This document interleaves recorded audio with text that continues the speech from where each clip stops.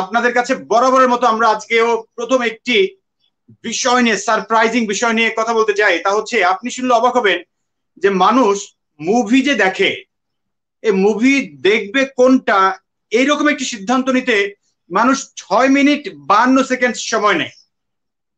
সিদ্ধান্ত একটা ব্যাপার, ডিসিশন, রাইট?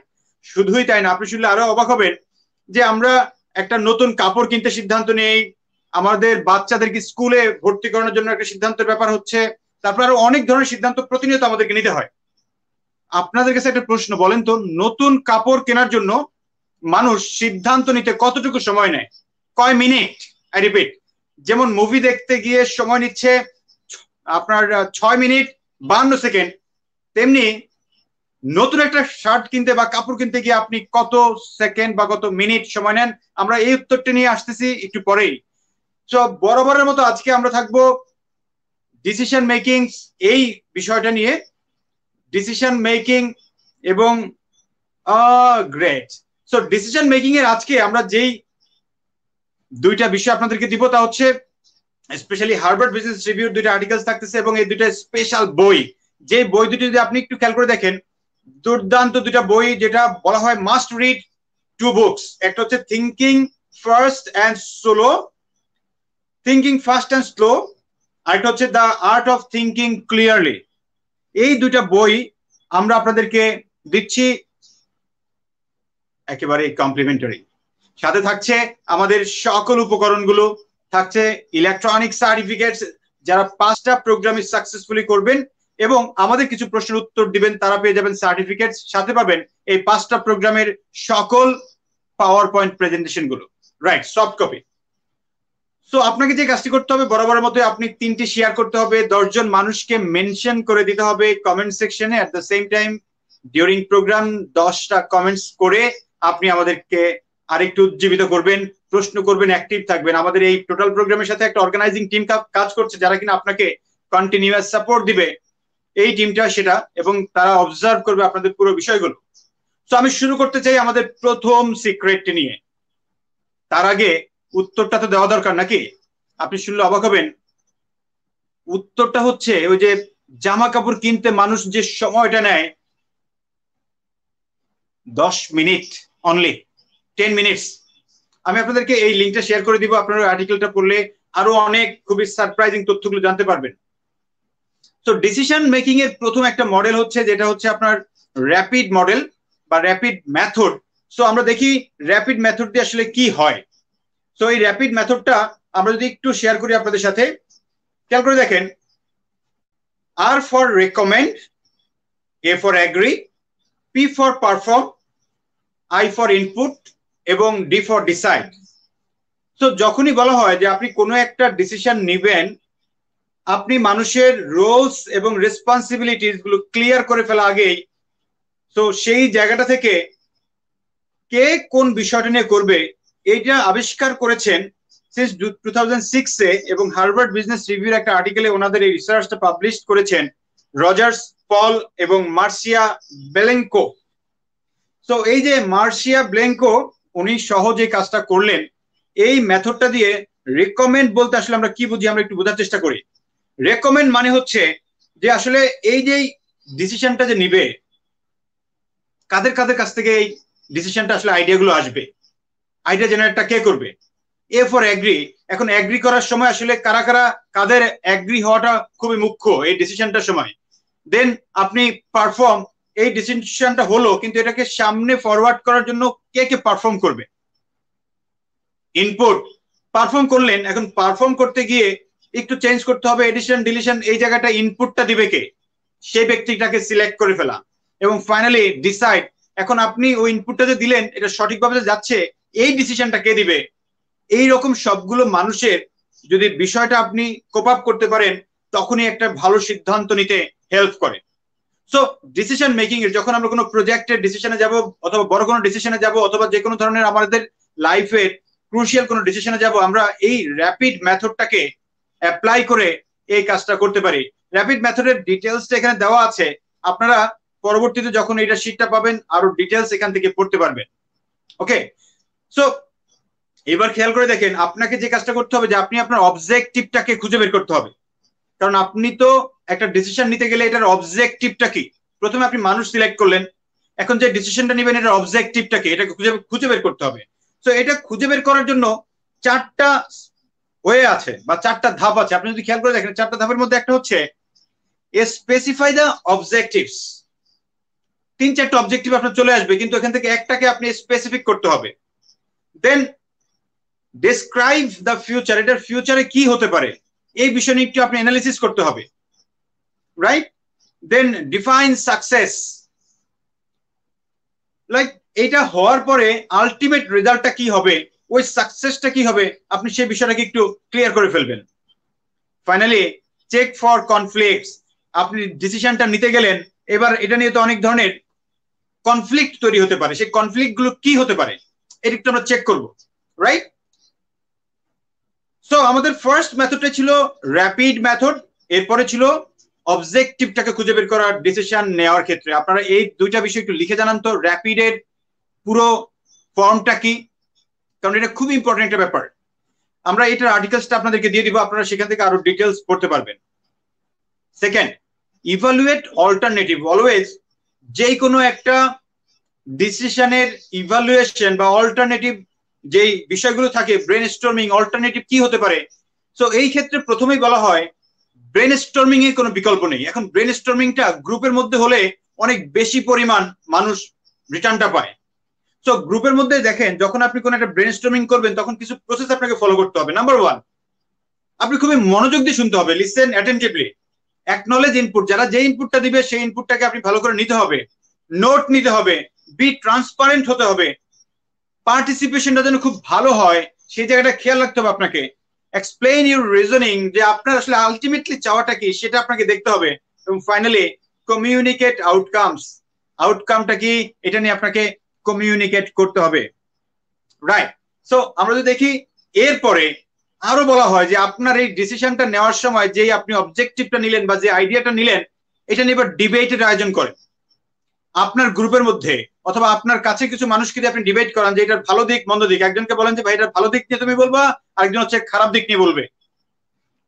যখনই ডিবেট হয় তখন এই ডিসিশন গুলো নিতে অনেক সুবিধা হয় আপনার, আপনি এটার ইন ডেপথ অনেকগুলো বিষয় জেনে যাবেন, রাইট?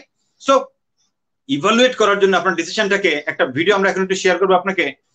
সেই ভিডিওটাতে আপনি আরেকটু ক্লিয়ার হয়ে যাবেন যে একটা ম্যাট্রিক্স, এটাকে বলা হয় ডিসিশন প্রায়োরিটাইজেশন ম্যাট্রিক্স। এই ম্যাট্রিক্স এর মাধ্যমে আপনি ডিসিশনটাকে কিভাবে নেবেন খুবই ক্যালকুলেটিভ ওয়েতে, ওয়ার্ল্ডের বেস্ট একটা রিসোর্স, হার্ভার্ড ইউনিভার্সিটির রিসোর্স আপনারা পেয়ে যাচ্ছেন এখন। লেটস সি, আমরা একটু দেখতে চাই এই রিসোর্সটাকে। Many decisions that we make, whether at home or at work, involve weighing different options to make the best choice. Creating a prioritization matrix can help structure this decision-making process. With this matrix, you evaluate each alternative against your key objectives and use the result to make your decision. Here's an example. Your manager has encouraged you to look for opportunities for professional development, and you found 2 conferences that sound interesting. How will you decide which one to attend within your budget? A prioritization matrix will help. Follow these steps. First, identify your objectives for attending either conference. Begin your matrix by listing each alternative as a row and each objective as a column. Assign each objective a value for its relative importance, where 1 is the least important. And for each conference, rate how well it will support each objective. First, consider the Global Design Conference. You know that the program includes a range of well-known speakers and that there are many networking sessions. With long-distance travel, it will mean 4 days out of the office and will come in only just within budget. Then consider the alternative. The Product Innovation Conference covers a few topics you're already familiar with and is on a smaller scale with limited opportunity to make new contacts. It's a 3-day event being held in your city, so costs are low. You can now work out a total score for each alternative.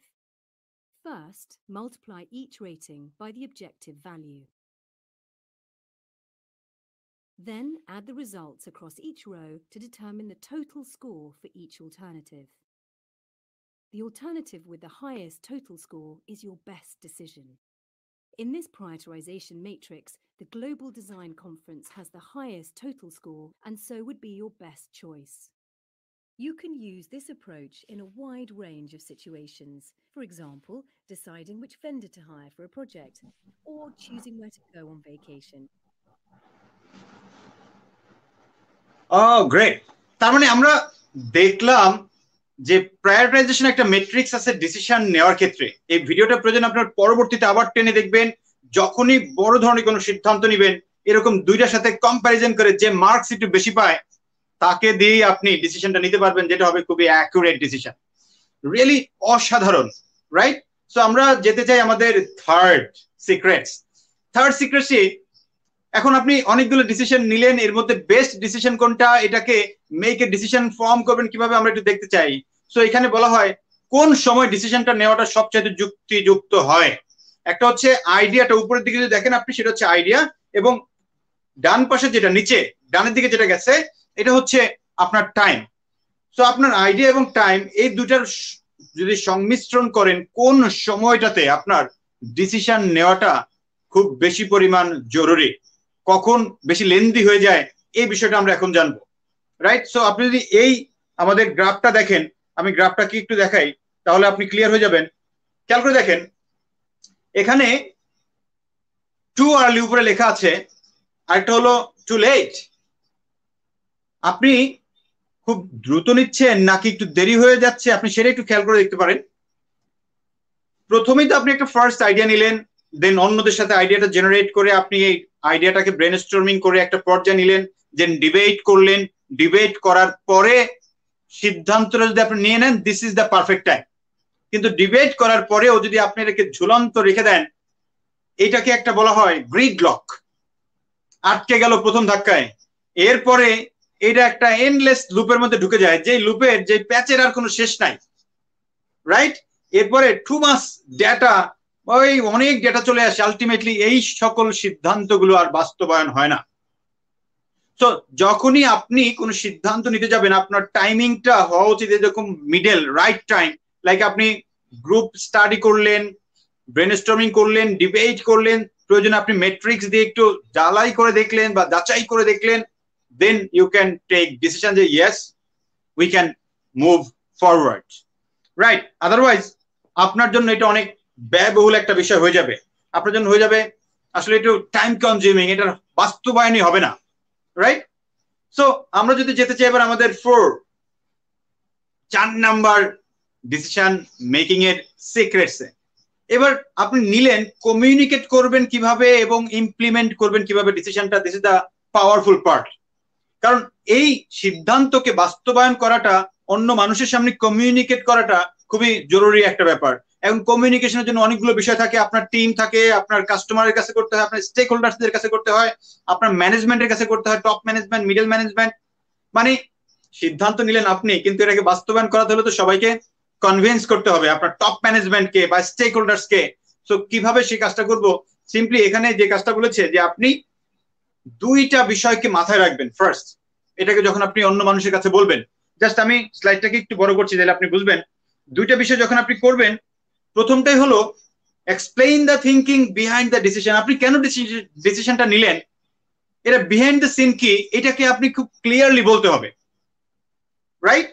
এবং clarify expectation, যে এটা থেকে আপনার কিভাবে আপনি এটার পারফরমেন্সটা measure করবেন, কিভাবে এটার সাকসেসটা হবে, এই বিষয়টা আপনাকে খুব ভালো করে বলতে হবে যখন আপনি কমিউনিকেট করবেন যে কোনো মানুষের সঙ্গে। জাস্ট দুইটা বিষয়, আপনি কেন সিদ্ধান্তটা নিলেন, এটার বিহাইন্ড দ্য সিন কি, এবং আপনার এক্সপেকটেশনটা কি। জাস্ট দুইটা বিষয় মাথায় রেখে আপনার টিমের যে কোনো মেম্বার যদি প্রেজেন্ট করে, তাহলে এই সিদ্ধান্তটা যে কোনো মানুষ নিবে। আমরা এই ধরনের প্রেজেন্টেশনের সময় অনেক কথাবার্তা বলি, কিন্তু অনেক কথাবার্তা না বলে সিম্পল কথা যদি আমরা বলতে চাই, তাহলে এটা হবে পারফেক্ট একটা ব্যাপার, রাইট? সো এবার দেখি আমরা কিভাবে ইমপ্লিমেন্ট করব, অ্যানাদার ব্যাপার, রাইট? ইমপ্লিমেন্টিং দেখেন, আপনি এবার এটাকে অ্যাসাইন করতে হবে টাস্ক এবং রিসোর্সেস। কারণ এই সিদ্ধান্ত বাস্তবায়ন করতে গেলে আপনাকে বিভিন্ন রকম রিসোর্স লাগবে, লাইক এটার মনিটারি ব্যাপার আছে, টাইমের ব্যাপার আছে, লোকেশনের ব্যাপার আছে, ওইখানে আবার ডিফারেন্ট কাইন্ডস অফ জিনিস লাগবে, এরকম অনেকগুলো ব্যাপার আছে। সো সেই বিষয়গুলোকে ঠিক করা। অ্যাসাইন টাস্ক মিন্স হচ্ছে আপনি কাকে দিয়ে কি করাবেন। ওই যে আপনি প্রথমে র্যাপিডে একটা সিদ্ধান্ত নিয়েছিলেন র্যাপিড মেথডের মাধ্যমে, ওইটাকে এবার এখানে বাস্তবায়ন করতে হবে। এই সিদ্ধান্তটা নেওয়ার আগে র্যাপিডে যাদেরকে চিন্তা করেছিলেন এখন পর্যন্ত কি সেই ব্যক্তিদেরকে দিয়েই এই কাজটা করানো যায় কিনা সে বিষয়টা চিন্তা করা। শুধুই তাই না, এরপরে হচ্ছে আপনি এটাকে মনিটরিং করা এবং তাদেরকে সাপোর্ট দেওয়া, continuous monitoring, right? Then allow for adjustments. এই অ্যাডজাস্টমেন্টটা যখন আপনি করতে পারবেন তখনই কেবল আস্তে আস্তে আপনার সিদ্ধান্তটা সঠিক সিদ্ধান্ত হিসেবে বাস্তবায়ন হবে। সো আজকে যদি আমরা এরকম 4টা বিষয় দেখে থাকি, তার মধ্যে সামারি করলে প্রথমটাই আসবে র্যাপিড মেথড। র্যাপিড মেথডটা কি আবার একটু লিখে জানান তো আমাদেরকে, একটু মাথায় থাকুক আমাদের। একটা হচ্ছে রেকমেন্ড, আমি আপনাদেরকে বলে দিচ্ছি আপনাদের সুবিধার্থে। R for recommend, A for agree, যারা লিখেন নাই লিখে ফেলেন। P for perform, I for input, ইনপুটটা কে দিবে, ফাইনালি ডিসাইডটা, ডিসাইডিং ফ্যাক্টর কে থাকবে। দিস ইজ র্যাপিড মেথড, খুবই মানে ওয়ার্ল্ড ফেমাস একটি মেথড যার মাধ্যমে আমরা ডিসিশন নিতে অনেক হেল্পফুল হয় আমাদের। সেকেন্ড, আমরা দেখেছি যে আমাদের ইভালুয়েট অল্টারনেটিভস গুলো কিভাবে করবো, লাইক আমাদের একটা গ্রুপ ডিসকাশন করে সেখান থেকে আমরা খুব ভালোভাবে তাদেরকে কথা বলে স্কোপ দিব, শুনবো মনোযোগ দিয়ে, নোট নিব, প্রত্যেকে যেন পার্টিসিপেট করে। দেন এটাকে ডিবেটে দিয়ে দিব। ডিবেটে দেওয়া মানে কি, এটা ভালো দিক মন্দ দিক, লাইক এটার পক্ষে বিপক্ষে কথা বলবে, তখন আপনি অনেক জিনিস পেয়ে যাবেন। এবং ফাইনালি আপনি সেই প্রায়োরিটাইজেশন ম্যাট্রিক্স, আপনার হাতে 2টা ডিসিশন চলে আসলো, এই 2টা ডিসিশন থেকে আপনি একটা নেবেন, কিভাবে নেবেন, অথবা 3টা আসলো অথবা 5টা আসলো, এই 5টা ডিসিশন থেকে অল্টারনেটিভ আপনি কিভাবে চেক করবেন। এটার জন্য ওই ম্যাট্রিক্স এর কোনো বিকল্প নেই। ম্যাট্রিক্স এর ভিডিওটুকু আপনারা আরেকবার দেখবেন, দেখলে আপনি আরো ক্লিয়ার হয়ে যাবেন, রাইট? এবং ফাইনালি আমরা দেখলাম যে ডিসিশন নিতে হবে কিভাবে, মেক দ্য ডিসিশন। দেন হচ্ছে আপনার কমিউনিকেট করা কাস্টমারদের সঙ্গে, আপনার স্টেক হোল্ডারদের সঙ্গে, ইভেন আপনার বড় বড় ম্যানেজমেন্টের সঙ্গে, রাইট? এই যে দেখেন, আজকের লাস্ট বিষয়টা শেষ করতে চাই। কিছুক্ষণ আগে সিদ্ধান্ত নিতে গিয়ে আমাদের কি জায়গাটা দেরিটা হয়েছে। আমার এই প্রোগ্রাম করার জন্য 50 জিবি পার্সোনাল মোবাইল থেকে আলাদা একটা রাউটার দিয়ে 50 জিবি ডেটা কিনা, তো কোনোভাবেই কাজ করছে না। আমার ওয়াইফাই কাজ করছে না, ওই ডেটা কাজ করছে না, রাউটারটা কেন যেন সাপোর্টে দিচ্ছে না।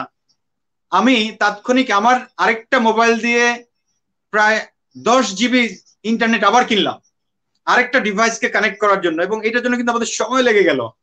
এই যে এই সিদ্ধান্তটা নিতে গিয়ে আমার কিন্তু অলরেডি 8 মিনিটের বেশি সময় চলে গেছে। কিন্তু আমি যদি এটাকে আগে থেকে একটু প্রিপেয়ার্ড থাকতাম যে এরকম একটা হয়ে গেলে অল্টারনেটিভ আমি এটা নিয়ে নিব, তাহলে কিন্তু ঘটনাটা ঘটতো না।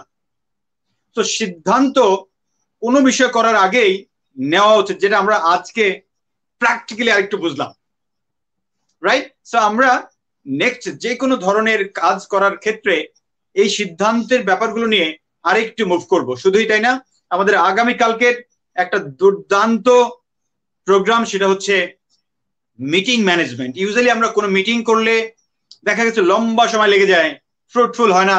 আগামীকালকে আমরা শেয়ার করব কিভাবে ফ্রুটফুল একটা ইফেক্টিভ মিটিং করা যায় এবং সেখানে কোন কোন বিষয়গুলো সবচেয়ে বেশি পরিমাণ কাজে লাগে।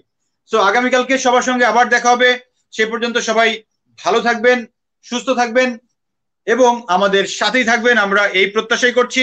দেখা হবে কালকে ঠিক 10টায় আমাদের সাথে।